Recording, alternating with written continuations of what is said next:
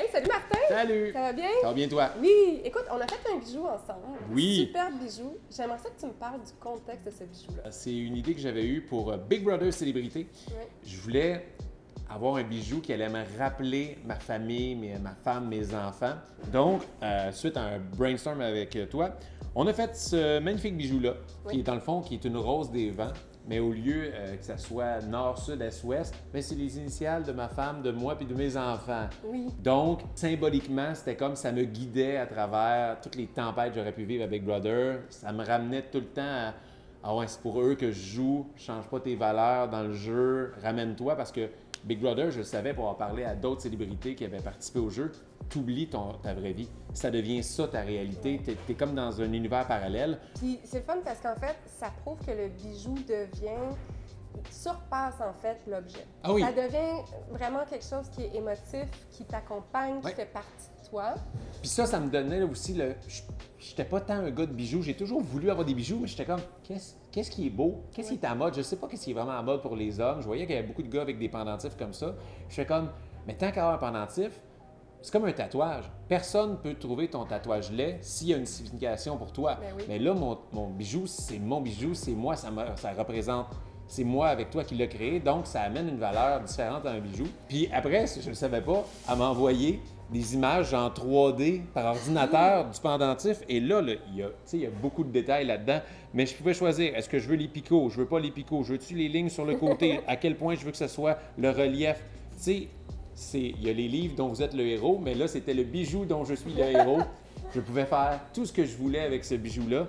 Puis les possibilités étaient infinies. Fait que ça, j'étais content que tu sois là avec moi parce que des fois, moi, quand tu me donnes trop de choix, là, je sais pas. J'étais comme choisi à ma place. Qu'est-ce qui est beau?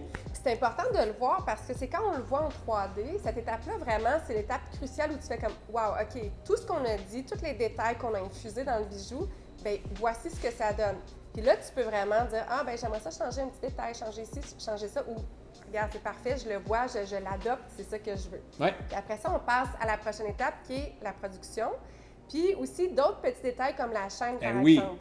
le moment qu'on est allé essayer des chaînes. Et là, il y avait quelques fournisseurs qui étaient là, quelques vendeurs. Et là, moi, je voulais essayer les chaînes. Mais là, j'avais comme pas un bon chandail pour essayer la longueur. Et là, ce que j'ai fait, je me suis mis en chest. Déshabillé, carrément. Il s'est déshabillé en plein milieu. Ouais, je vais le voir. On dit, je suis à Big Brother. Ouais. C'est le matin, je suis en chest. Comment ça se passe? Donc, hey, j'ai fait, je m'en fous. Je me suis mis en chest, il y avait un miroir. Et là, j'étais comme, oh non, t'as-tu une plus grosse chaîne?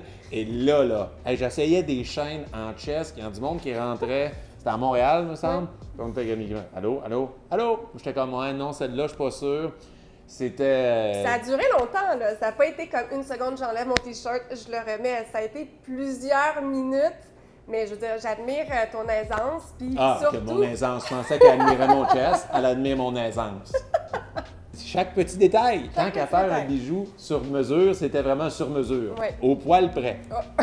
C'est le cas de le dire, oui. J'ai vraiment aimé aussi que tu me conseilles sur le fait de choisir en or. Parce que moi, je ne savais pas. Veux-tu prendre en argent, en plaqué, en bronze?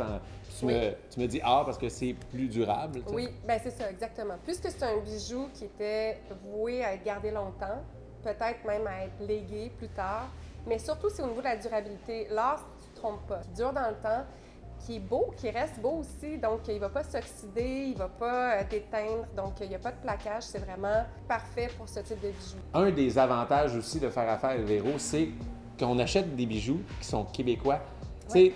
Tu le crées à Montréal, tes fournisseurs, ils créent leurs bijoux au Québec, c'est pas... Quand tu achètes des affaires sur Internet, c'est fait à Bali, c'est fait à travers le monde. Là, tu achètes de quoi qui est québécois. C'est important que tu le dises parce que, franchement, il y a beaucoup d'entreprises qui ont une maison mère qui est ici, basée à Montréal ou au Québec, mais toute la production se fait à l'étranger.